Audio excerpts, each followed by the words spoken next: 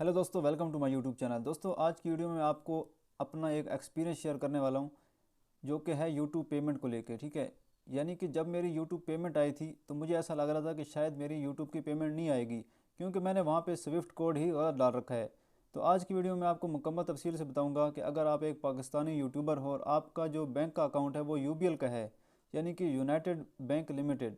अगर आपका bank account UBL bank के अंदर है और आपने स्विफ्ट कोड कौन सा डालना है, जो कि मैंने डाला है गलत डाला है लेकिन फिर भी पेमेंट आ गई, तो ये कैसे मुमकिन हुआ है।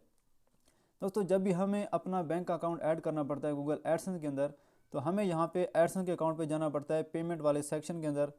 और यहाँ पे आप देख सकते हो ऐड पेमेंट मेथड का एक सेक्शन है, और यहाँ पे हमें नेम लिखना पड़ता है, बैंक का बैंक नेम लिखना पड़ता है और साथ में स्विफ्ट कोड लिखना पड़ता है। अब दोस्तों, यहाँ पे स्विफ्ट BIC जो है, इसलिए कहते हैं कि जो बैंक का मैनेजर होता है उसके पास आप जाएं, अपनी ब्रांच वाले के पास, वहाँ से पता करें कि आपके बैंक का जो स्विफ्ट कोड है वो कौन सा है।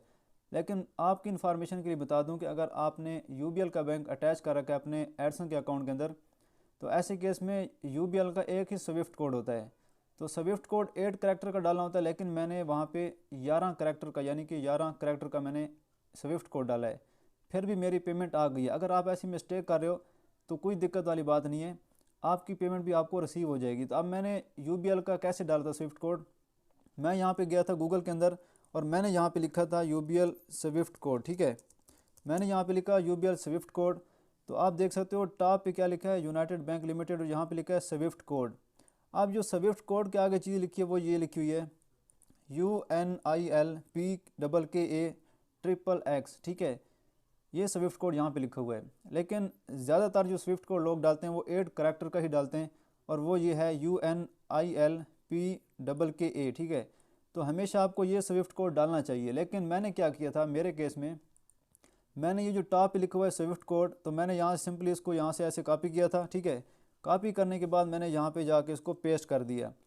अब मुझे ऐसा लग रहा था कि मैंने तो 8 डिजिट का लगाया नहीं है, बल्कि मैंने 11 डिजिट का यहाँ पे स्विफ्ट कोड डाल दिया है। तो क्या मेरी पेमेंट आएगी? मैं बड़ा परेशान था कि मेरी पेमेंट आएगी नहीं आएगी। तो क्या हुआ कि जैसे ही 21 डेट को मेरी पेमेंट रिलीज़ हुई, यानी कि जो दिसंबर की पेमेंट थी मेरी 21 डेट को रिलीज़ हो गई थी। ठीक है, तो मैं वेट करता रहा कि मेरी पेमेंट कब आएगी, मैं बैंक के चक्कर लगाता रहा, लेकिन पेमेंट जो है मुझे रिसीव नहीं हुई।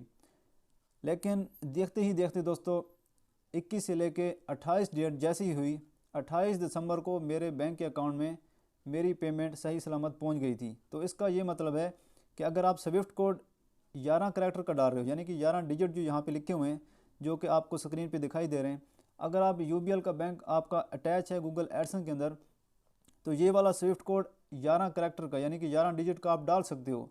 किसी भी किस्म की आपको दिक्कत नहीं होगी, आपकी पेमेंट आपके बैंक के अकाउंट पे टाइम पे रिसीव हो जाएगी। तो दोस्तों, मैं उम्मीद करता हूँ कि ये इन्फॉर्मेशन आपको अच्छी लगी होगी। अच्छी लगी तो लाइक कर देना। किसी भी किस्म का इशू हो आप इंस्टाग्राम पे हमें फॉलो कर सकते हैं।